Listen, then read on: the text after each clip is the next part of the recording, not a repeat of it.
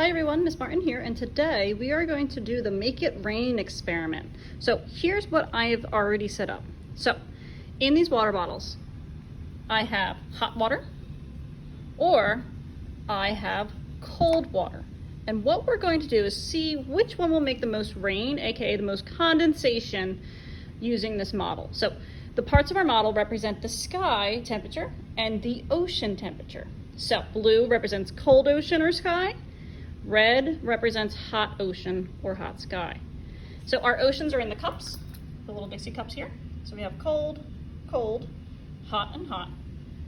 And to demonstrate the sky temperature, we take the cups. You guys can try this at home. You can click the link to look at the activity. And then we place the sky temperatures on top. So this first one's going to be cold, hot, hot water, hot sky, cold water, hot sky, and cold water, cold sky. So looking at our 4 setups, make a prediction now.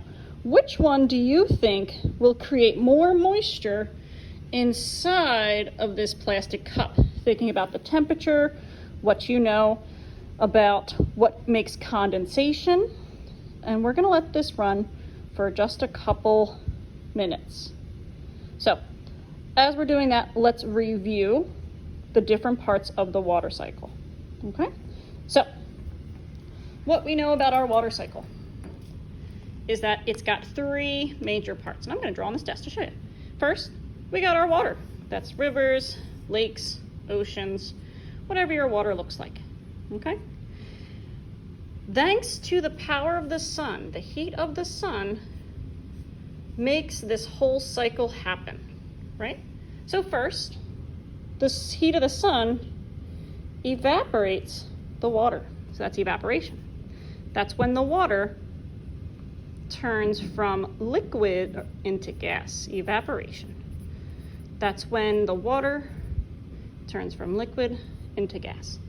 Then up here in the top of our atmosphere, we have our clouds. The water vapor, that's invisible. You can't see it. But up here, it's very cold. So when the hot air reaches this cold area, we get condensation.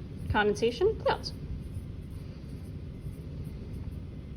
And that's when the gas turns back into liquid water in the clouds. And eventually they get so full that now we have precipitation.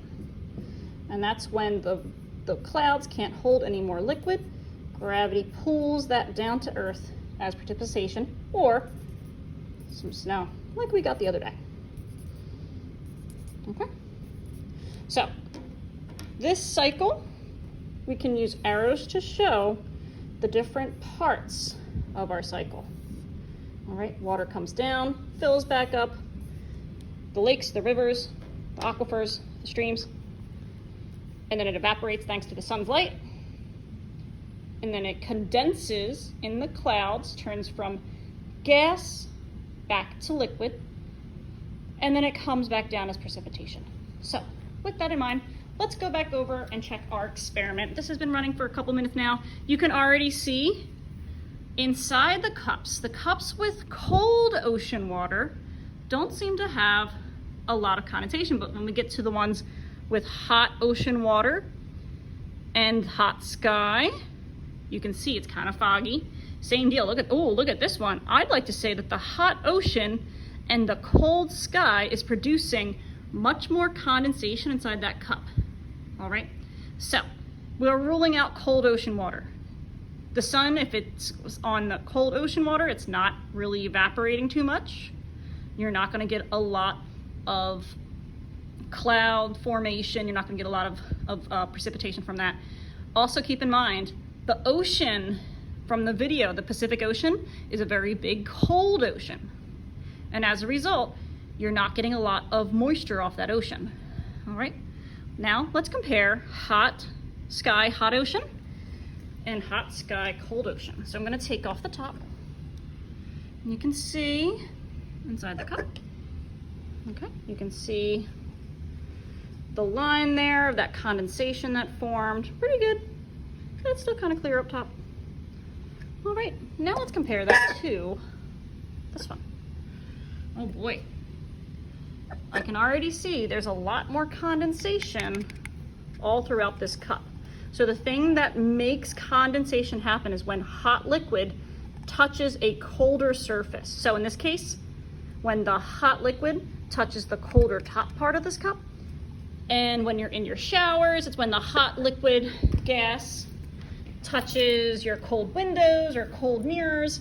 And in our water cycle, it's when the hot vapors condense because of this cold sky. So in our experiment, cold sky and hot ocean was our winner. Thanks for joining me, and make sure you answer all these questions.